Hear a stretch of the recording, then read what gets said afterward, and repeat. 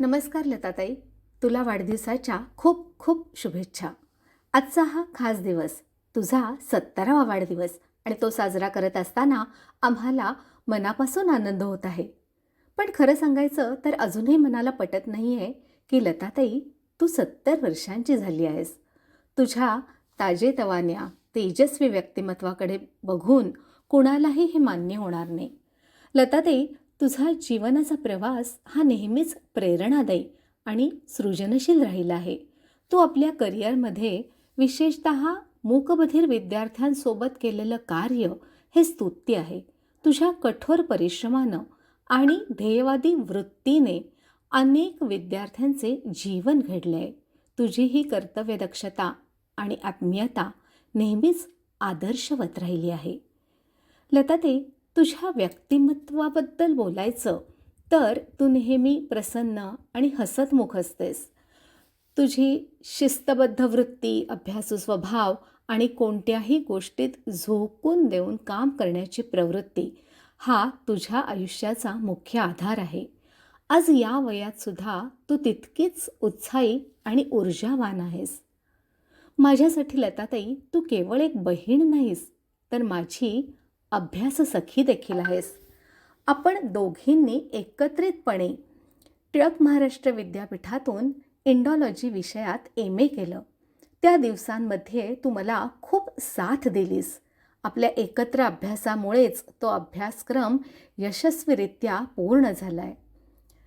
लताताई, तू खूप सुंदर अशी सुगरण आहेस, स्वयंपाक कुशल आहेस. तू बनवलेलं इडली सांबार, लाडू यांची चव अजूनही जिभेवर रेंगाळते.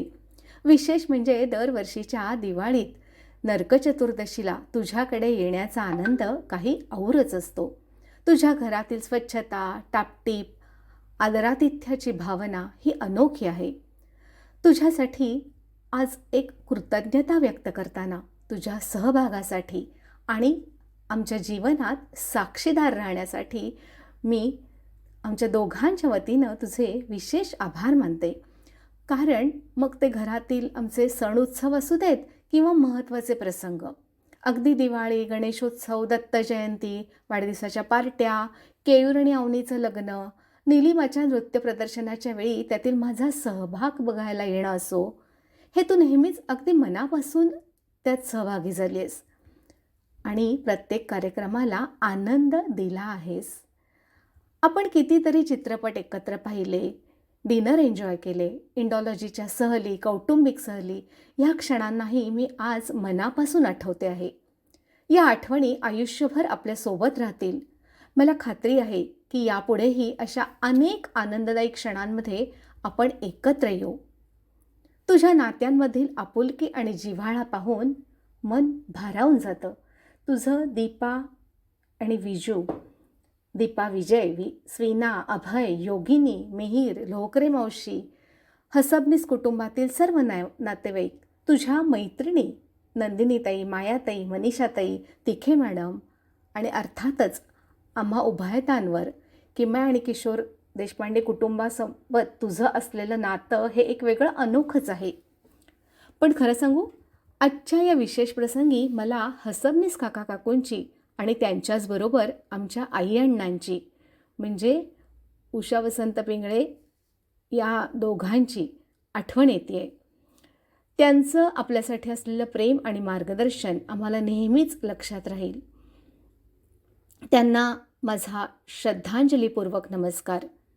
आज मला इथे प्राजक्ता, अनूप, ईशा, अन्वी, स्वीना, राहुल आणि मिहीर यांची उपस्थिती आपल्यासोबत नाही याची खंत आहे.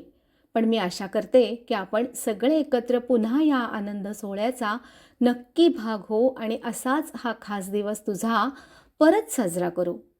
लताताई, तुझ्या 70व्या वाढदिवसाच्या निमित्तानं मी तुझं मनापासून अभिनंदन करते.